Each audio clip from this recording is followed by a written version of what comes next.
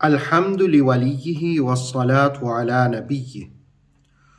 سورہ بقرہ کی آیت نمبر 56 میں موت کے بعد زندگی کا تذکرہ ہوا۔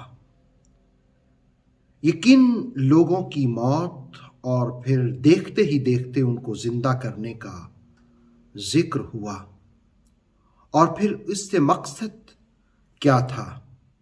ان تینوں باتوں کو ہم جانیں گے، لیکن پہلے آیت کا ترجمہ ملاحظہ کیجیے۔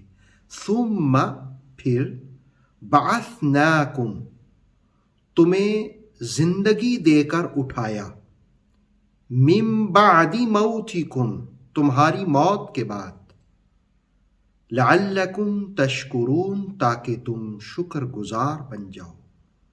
ثم بعثناکم من بعد موتکم لعلکم تشکرون پھر تمہیں زندگی دے کر اٹھایا تمہاری موت کے بعد تاکہ تم شکر گزار بن جاؤ۔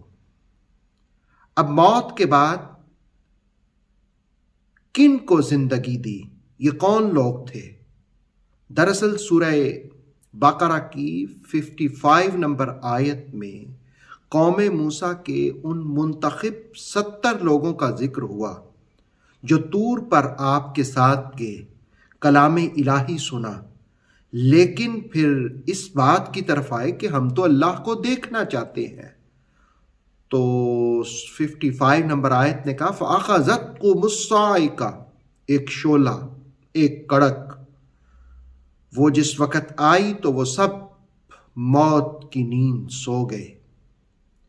پھر حضرت موسیٰ علیہ السلام نے دعا کی، گویا دعائے موسیٰ سے ان مردہ وجودوں کو زندگی ملی۔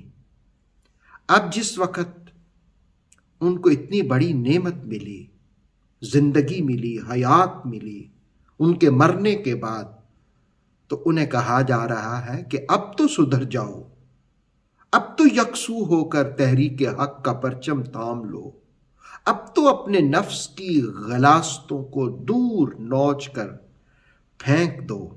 لعلکم تشکرون اب تو شکر کی روش اختیار کرو، گویا ناشکری کی روش تم ترک کر دو، دور کر دو۔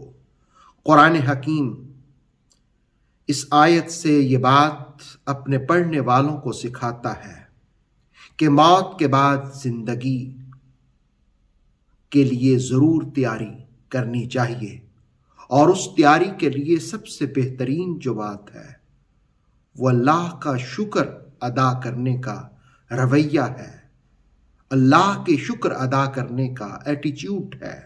اللہ رب العالمین ہمیں ہر حال میں، ہر نعمت پر شکر ادا کرنے کی توفیق عطا فرما۔ یا اللہ، زندگی کی ہر سانس میں شکر ادا کرنے کی توفیق عطا فرما، اور اس شکر کی برکات بھی تو ہمیں نصیب فرما، اس لیے کہ تو قرآن میں خود کہتا ہے اگر شکر کرو گے تو میں نعمتوں میں اضافہ کروں گا۔ اے اللہ، ہمارے اوپر اپنی نعمتوں میں اضافہ فرما۔ اوتھینٹک اسلامک نالج کے لیے نور وحی یوٹیوب چینل کو سبسکرائب کیجیے، بیل آئیکن کو بھی لازمی پریس کریں۔ نور وحی کے فیس بک پیج، ٹک ٹاک اور انسٹاگرام کو بھی فالو اور لائک کیجیے تاکہ ہماری ہر نئی آنے والی ویڈیو آپ تک بر وقت پہنچ سکے۔